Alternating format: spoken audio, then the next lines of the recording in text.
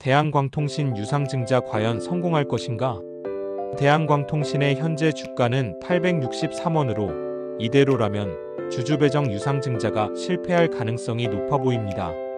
이번 유상증자는 약 46%의 주식수 증가를 동반하며 이는 기존 주주들의 주식가치 희석을 초래합니다. 이러한 희석 효과로 인해 투자자들의 우려가 커지고 있는 상황입니다. 유상증자 과정에서 주가는 권리락으로 인해 하락할 가능성이 높습니다. 권리락 이후 주가가 약 30% 하락한다고 가정하면 이는 유상증자 초안에서 제시된 발행가 636원과 큰 차이가 없어질 가능성이 있습니다. 즉 현재 시장 가격 대비 매력이 크지 않아 기존 주주나 신규 투자자 모두 유상증자에 참여할 유인이 약화될 수 있습니다. 특히 BEAD 프로그램 참여 가능성으로 인해 대한광통신의 미래 성장 가능성이 주목받고 있는 상황이지만 유상증자가 이러한 잠재력을 온전히 반영하지 못한다면 투자 심리에 부정적인 영향을 미칠 수 있습니다. BEAD 프로그램은 미국 정부가 추진하는 광대역 인터넷 보급 프로젝트로 2021년에 제정된 인프라 투자 및 일자리법 IIJA의 일환으로 만들어졌습니다. 이 프로그램은 약 420억 달러 규모의 예산을 바탕으로 미국 전역에 초고속 인터넷망을 구축하는 것을 목표로 하고 있습니다. 특히 인터넷 서비스가 부족한 농촌 및 소외 지역을 중심으로 고품질의 광대역 서비스를 제공하여 디지털 격차를 줄이고 누구나 동등한 인터넷 접근성을 누릴 수 있도록 지원하는 데 초점이 맞춰져 있습니다. 대한광통신은 이러한 BEAD 프로그램에 참여할 수 있는 강력한 가능성을 가진 기업입니다. 대한광통신은 고품질 광섬유 및 광케이블을 제조하는 기술력을 보유하고 있어 BEAD 프로그램에서 필요한 핵심 자재를 공급하는 역할을 맡을 수 있습니다. 특히 광섬유는 초고속 인터넷망 구축의 필수적인 요소로 대한광통신이 보유한 기술력은 BEAD 프로그램의 성공적인 실행에 기여할 수 있는 중요한 자산입니다. 또한 BEAD 프로그램은 미국 내 제조업체와의 협력을 강조하고 있기 때문에 대한광통신은 미국의 생산시설을 설립하거나 현지 협력사를 통해 제품을 공급함으로써 프로그램 참여 가능성을 높일 수 있습니다. 이를 통해 대한광통신은 현지화된 공급망을 구축하고 미국 시장에서의 입지를 강화할 수 있을 것입니다. 더불어 광섬유 네트워크 구축 기술에 대한 전문성을 바탕으로 미국의 인터넷 서비스 제공업체 ISP나 네트워크 인프라 구축 업체와 기술 협력을 통해 프로그램에 참여할 가능성도 있습니다. 특히 BEAD 프로그램이 지역 기반 네트워크 구축을 우선으로 하고 있기 때문에 대한광통신은 미국 내 지역 파트너와의 협력을 통해 현지 요구에 적합한 맞춤형 솔루션을 제공할 수 있을 것입니다. 이는 단순히 제품 공급에 그치는 것이 아니라 글로벌 광케이블 시장에서 기업의 영향력을 확대하고 기술력을 인정받는 계기가 될 수 있습니다. 따라서 대한광통신의 BEAD 프로그램 참여는 미국의 디지털 격차 해소라는 목표를 지원하는 동시에 기업의 성장과 글로벌 시장에서의 경쟁력을 강화하는 중요한 기회가 될 것으로 보입니다.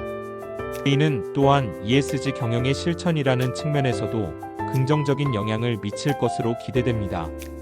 물론 19일 날 발표된 아래 미국 관련 기사도 중요한 이벤트입니다. 미국 현지 시각 12월 17일 기준으로 대한광통신은 미국 인터넷사인 M사 구매 담당 임원으로부터 1,200만 불, 하나 약 172억 원 규모에 해당하는 2025년도 물품 구매 요청서를 수령했다고 밝혔습니다. 172억 원 규모는 대한광통신의 2023년도 연결 기준 매출액 대비 9.5%에 해당하는 금액입니다. M사는 인디애나에 위치한 미국 내 대형 ISP 업체로 20개 주 200만 개 이상의 가정과 기업에 서비스를 제공하고 있습니다. 대한광통신은 지난 7월부터 M사와 2025년도 물품 공급에 요구되는 국내 생산시설을 검증받는 등 우선 공급자 지위에서 자격 취득을 진행하고 있었습니다. 이번 구매 요청은 BABA 정책에 적용을 받지 않는 민간 프로젝트 납품분으로 M사의 2025년 해외 조달분 전체 총 구매량의 40%에 해당합니다. 대한광통신 관계자는 M사 앞 독점 물품 공급은 그동안 미국 시장의 주요한 공급원이 될 수 있도록 오랜 시간 품질 강화에 힘써온 결과라며 확정된 공급에 더하여 회사의 성과에 따라 내년도 공급 물량을 늘릴 수 있어 M사와 긴밀하고 직접적인 관계 형성에 노력을 다하고 있다고 전했습니다. 이렇게 미국 시장 진출과 같은 여러 가지 긍정적 전망에도 불구하고 주식 가치 희석 및 유상증자 실패 가능성이 기업 이미지와 주주 신뢰에 악영향을 미칠 수 있습니다.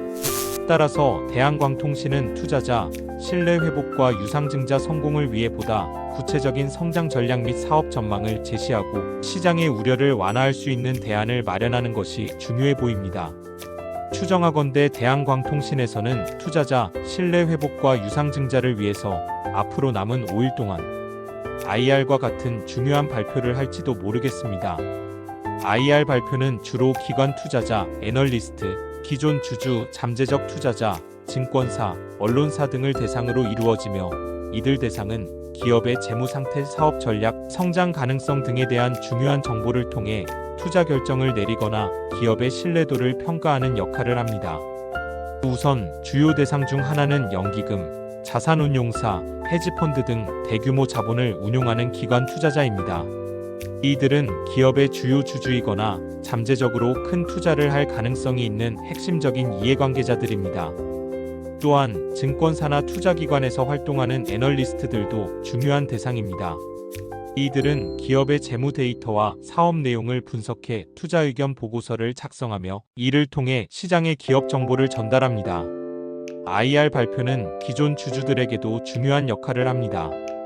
기존 주주들은 회사의 성과와 미래 성장 가능성을 확인하기 위해 IR 발표를 주목하며 이를 통해 추가 투자 여부를 결정하거나 기업에 대한 신뢰를 유지합니다.